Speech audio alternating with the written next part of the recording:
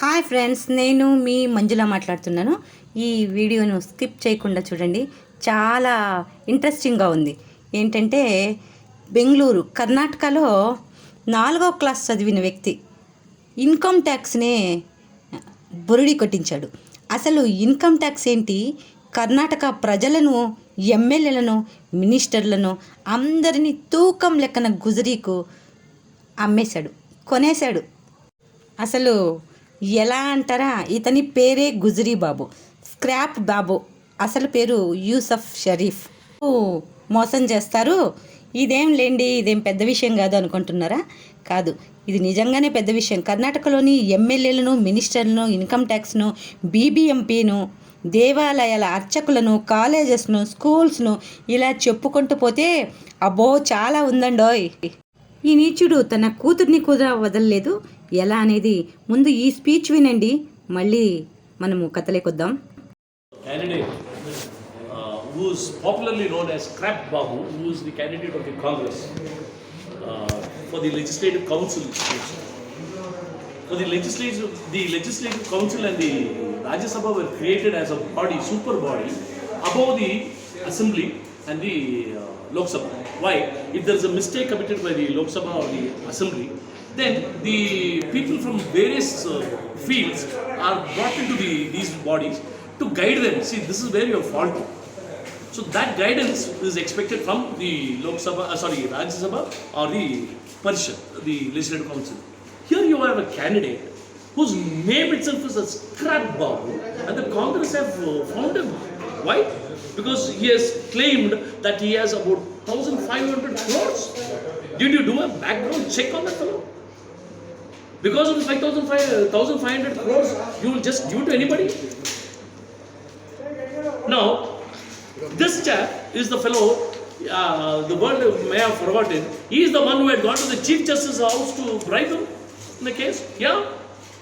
The former Chief Justice. He had gone to his house.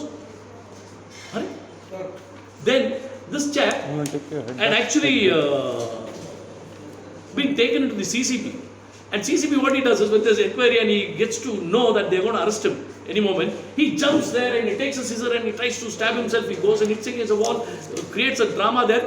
The police have beaten me up. This drama, he's been doing that. All of us have seen. And in the recent past, one Rolls Royce car was there in the news. His daughter was buying. What did he claim? Amitabh Bachchan's. Do you all do a check? He can claim Amitabh Bachchan sold it. Amitabh Bachchan sold it to a scrap fellow. This fellow must have bought it from a scrap fellow in Bombay, and he's saying Amitabh Bachchan. A scrap is talking about a scrap dealer in thing and gives him Amitabh Bachchan's name. Never this. Now, this fellow is such a capable, smart crook, a fraud of the highest order in this country. Everybody, including me and you, will jitter. We will get a little nervous the moment you hear income tax department. Right? Income tax department comes to his house and he does not get scared. He is too smart a fraud. He fools the income tax department. What he does is, the moment they raid, there is a procedure where they sit and say, this property, what is this worth, where is it, so and so place, so and so place. What is the value? If the property is worth 1 lakh, he will say 10 lakhs. If the property is worth 50,000, he will say 5 lakhs. So 1:10, he will give a figure. So those fellows innocently, those fellows must be laughing at them. Now they should laugh at themselves. In this country, if there's somebody, a fraud who has played a fraud upon income tax, a fantastic fraud, and obtained an original letter like this from the income tax, it must be this fellow only. So what happens? This 1 rupee, which is claimed as 10 rupees, is calculated, and all those figures together, the income tax makes an assessment, and they send a notice to it. This is a real notice. Innocently, those fellows send it. What does it say? 131 crore, 89 lakh, 66,280. And what is it? You have admitted a tax liability plus interest. You have admitted. So 1,000. What is its actual value? కానీ వీటన్నిటిని జనాలు మాకెందుకులే అని వదిలేశారు. ఇవన్నీ ఇప్పుడు బయటకు ఎలా వచ్చాయంటే, ఇతనికి కర్ణాటక కాంగ్రెస్ పార్టీ విధాన పరిషత్ అభ్యర్థిగా బి ఫారం ఇవ్వడంతో ఈ అన్ని వివరాలు బయటికి వచ్చాయి.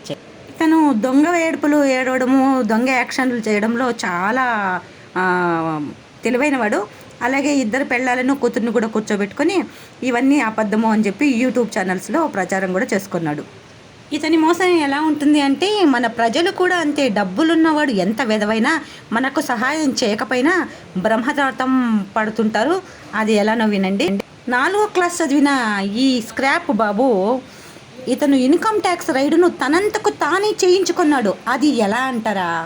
కోలారు జిల్లా యలహంక, ఆనేకల్లు ఈ ప్రాంతాలకు చెందిన సుమారు 1000 దేవస్థానాలకు తలా ఒక ఏడాదికి 1,00,000 చొప్పున ఇస్తాను అని చెప్పి, మళ్ళీ స్కూల్సు, కాలేజెస్ వీటన్నిటికీ కూడా 10th క్లాస్ 1వ క్లాస్ నుంచి 10th క్లాస్ చదివే వాళ్ళకి 10,000, పియూసీ ఇంటర్ చదివే పిల్లలకు 20,000, డిగ్రీ, ఇంజనీరింగ్ ఇలా వేరే కోర్సులు చేసే వాళ్లకు 25,000 ఈ చొప్పున ఒక నెలకు 200 కోట్లు ఖర్చు పెడతానని ఒక్క ఏడాదికి సుమారు 2,000 కోట్లు ఖర్చు.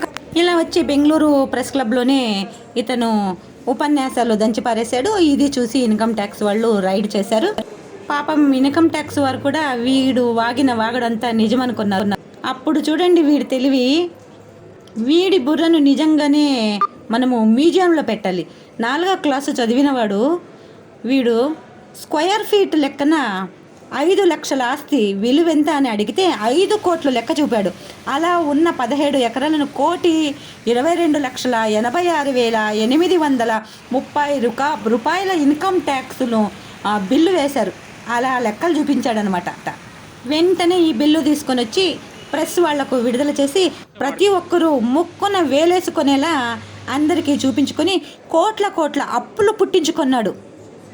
దీన్నంతా మన అమాయక ప్రజలు నమ్మారు అంటే పోనీలే అనుకోవచ్చు. కానీ ఎమ్మెల్యేలు, మినిస్టర్లు కూడా ఈ ఇన్కమ్ ట్యాక్స్ వాళ్ళ సర్టిఫికెట్ను చూపిస్తే ఎవ్వరూ నమ్మరు. అందరూ నమ్మేశారు. చూడండి గుజరీ బాబు తెలివి. మళ్ళీ వెంటనే ఒక వారం రోజులకు తన లాయర్ను ఇన్కమ్ ట్యాక్స్ వాళ్ళ దగ్గరకు తీసుకెళ్ళి తాను అమాయకుడినంటూ 4వ క్లాసే చదివానంటూ ఇవన్నీ తెలియక వాగానంటూ మళ్ళీ కేసు కొట్టేయించుకున్నాడు. అది మనకు అసలు న్యూస్కు రానేలేదు. అందులో ఇతను దొంగ ఏడుపులు ఏడ్చేదానిలో, ప్రజలను నమ్మించేదానిలో చాలా తెలివైన వాడు అనమాట. అందుకని ఇన్కమ్ ట్యాక్స్ వాళ్ళు కూడా నమ్మేశారు. రైల్స్ కార్లు ఉన్నాయి, ఒక్కొక్కటి 4 కోట్లు, ఒకటి అమితాబ్ బచ్చన్ దగ్గరే కొనుక్కొని వచ్చాను అని కూడా తప్పుడు మాటలు చెప్పాడు. మళ్ళీ ప్రజలంతా నమ్మారు. ఈ విషయాన్ని ప్రెస్ వాళ్ళకు కూడాను వచ్చి ప్రెస్ మీట్ చేశాడు. దీన్ని వెంటనే ఇన్కమ్ ట్యాక్స్ మళ్ళీ రైడ్ చేసింది. అది చూస్తే గుజరీ రాయ్ కారు, దానికి లైసెన్స్ లేదు. ఇంకొకటి పాండిచ్చేరిలో రిజిస్ట్రేషన్ అయ్యింది. చూడండి ఇలా ఉంటాయి వీడి కథలు. వీడి వ్యామోహంలో పడి నలుగురు సీనియర్ ఐఏఎస్ అధికారులు, 4 తహసీల్దార్లు ఇలా చాలామందికి డబ్బిచ్చి కొన్నాడో ఎలా కొన్నాడో కానీ వాళ్ళ మీద కూడాను ఇప్పుడు ఎఫ్ఐఆర్ దాఖలు చేశారు. అంతేకాదండో వీడు బీబీఎంపీని కూడా కోట్లకు ముంచేశాడు. ఎలాగంటారా, నేను ఈ గుజరీ ఎలాగంటే నగరంలో చెత్త ఎక్కువగా పడుతుంటుంది కాబట్టి ఆ చెత్తను ఎరువుగానో లేదో కాల్చేసి బూడిదిగానో చేసేదానికి కొంత ప్లేస్ను కేటాయిస్తూ ఉంటారు. అలా ఎకరాల కొద్దీ జమీనును బీబీఎంపీ నుంచి రాయించుకొని దానిలో ఎటువంటి చెత్త చెదనీయకుండా వీడే తన వ్యాపారాల అభివృద్ధిని గుజరీను, ఇతను చేసేదే గుజరీ పని కదా, ఆ గుజరీని వేసుకొని అమ్ముకుంటున్నాడు. ఎప్పుడైతే విధాన పరిషత్ కాంగ్రెస్ నుండి పోటీ చేస్తున్నాడో అప్పటి నుంచి ఈ విషయాలన్నీ పెద్దలంతా తలజడుపుకొని ఈ విషయాలన్నీ బయటికి వచ్చేలా చేశారు.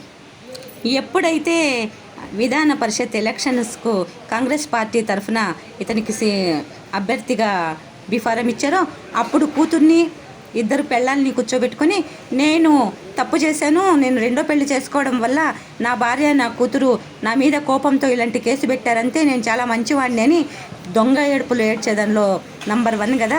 అలా చెప్పాడు. వాళ్లకు భార్యకు కూతురుకు, మొదటి భార్యకు కూతురుకు ఏం భయం పెట్టాడో, ఎలా భయపెట్టాడో తెలియదు, కానీ వాళ్ళు కూడా మేము తప్పు చేసాము, మా నాన్నగారు చాలా మంచోడు అని కూతురు చెప్పింది. మొదటి భార్య కూడా మాది తప్పయింది, మా ఆయన చాలా మంచోడు, మీరు తప్పకుండా ఇతన్ని గెలిపించండి అని ఆమె కూడా ఇప్పుడు క్యాన్వాస్ చేస్తోంది. తాజాగా అందిన వార్త, గవర్నమెంట్ బంజరు భూములు, ఇక్కడ కర్ణాటకలో గోమాళం అంటారు, వీటిని కూడా రాయించుకున్నాడట ఈ గుజరీ బాబు. పేరు గుజరీ బాబు, బుద్ధి కూడా గుజరీనే. ఇక్కడ కాంగ్రెస్ నాయకులు గుజరీలాగానే తూకానికి కొనేశాడనేది టాక్.